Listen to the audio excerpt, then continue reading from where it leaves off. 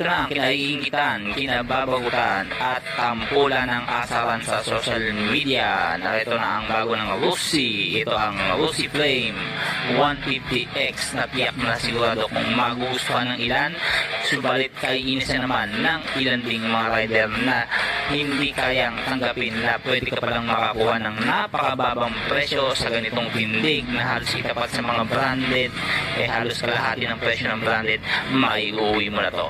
Ito ang Flame 150X fuel injected ng Rusi. Tara, pag-usapan natin to.